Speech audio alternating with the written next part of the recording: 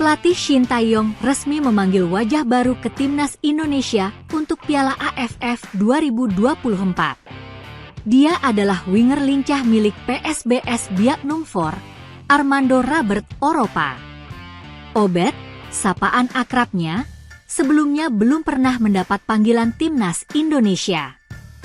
Hal itu merujuk data Transfermarkt. Pemanggilan ini membuatnya bakal bertolak ke Bali untuk mengikuti pemusatan latihan nasional pada 26 November hingga 5 Desember mendatang. Armando Robert Oropa dan kawan-kawan dipanggil untuk menjalani persiapan menuju Asian Cup 2024 atau Piala AFF 2024. Turnamen sepak bola kawasan Asia Tenggara itu dijadwalkan bergulir pada 5 Desember 2024 hingga 6 Januari 2025. Shin Tae-yong sejauh ini telah memanggil 22 pemain untuk mengikuti TC Timnas Indonesia di Bali jelang Piala AFF 2024. Dari deretan pemain muda yang dipanggil, Shin Tae-yong diketahui turut menyematkan nama 3 pemain senior Timnas Indonesia yakni Marcelino Ferdinand, Pratama Arhan dan Asnawi Mangkualam. Hal itu dikonfirmasi oleh manajer Timnas Indonesia, Sumarji kepada awak media beberapa waktu lalu. Kehadiran Obed akan membuatnya berpotensi bertandem dengan salah satu dari Pratama Arhan dan Asnawi Mangkualam di tim. Menyita Transfermarkt, Obed diketahui bisa bermain sebagai striker, sayap kanan dan sayap kiri. Di BRI Liga 1 musim ini, Obed tercatat telah tampil 8 kali dengan koleksi 1 assist. Euforia kemenangan timnas Indonesia atas Arab Saudi berakhir lebih cepat. Timnas Indonesia berhasil mencatatkan kemenangan perdana di putaran ketiga kualifikasi Piala Dunia 2026 zona Asia. 2 gol Marcelino Ferdinand pun kembali membuat gelegar supporter di Stadion Gelora Bung Karno, Jakarta, Selasa, 19 November 2024. Sayangnya, euforia kemenangan itu pun berakhir lebih cepat setelah pemain timnas Indonesia Abroad memutuskan langsung meninggalkan Jakarta. Jadwal kompetisi padat memaksa para pemain Abroad seperti Tom Haye langsung meninggalkan Jakarta. Terima kasih untuk semua dukungan yang mengalir, malam yang hebat, mari nikmati bersama. Kata Tom Haye dikutip dari akun Instagram pribadinya, Rabu, 20 November 2024. Tom Haye yang membela Almere City akan dihadapkan pada jadwal padat Liga Belanda Eredivisie. Terdekat, Tom Haye akan menjalani laga tandang menantang mantan klub Ragnar Oratmango and Go Ahead Eagles. Pertandingan ini akan digelar di Stadion De Adelaarshorst, Deventer, Sabtu, 23 November 2024. Sebelumnya, Kevin Dix pun meninggalkan Indonesia lebih cepat dan absen dalam pertandingan skuad Garuda.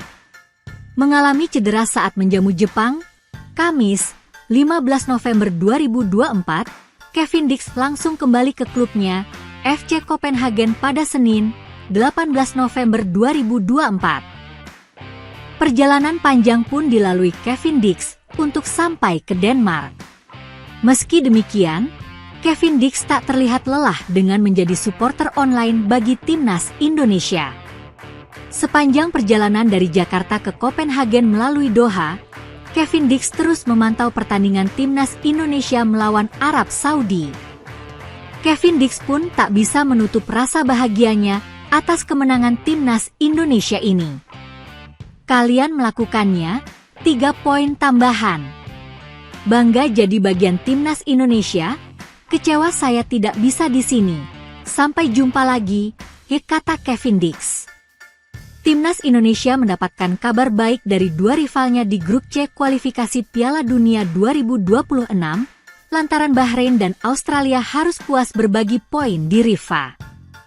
Pertandingan berakhir dengan skor imbang 2-2 setelah kedua tim sama-sama melakukan blundernya masing-masing dalam laga ini. Bahrain memerlukan kemenangan dalam laga ini demi menjaga asa mereka lolos ke putaran berikutnya kualifikasi Piala Dunia 2026. Sebelum laga ini berlangsung, Mereka tergusur ke peringkat ke-6 alias terbawah di klasemen sementara grup C imbas dari kemenangan 2-0 yang diraih timnas Indonesia atas Arab Saudi.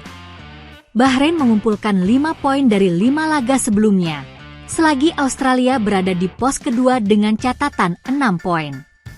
Timnas Indonesia diprediksi bakal diuntungkan karena situasi di ujung putaran ketiga kualifikasi Piala Dunia 2026 zona Asia dengan akan menghadapi Jepang.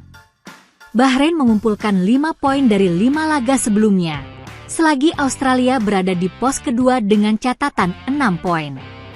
Soceroos tampak unggul nyaman sejak awal permainan, karena Kusini ini sudah membawa tim tamu unggul pada menit pertama dengan memanfaatkan blunder barisan pertahanan Bahrain.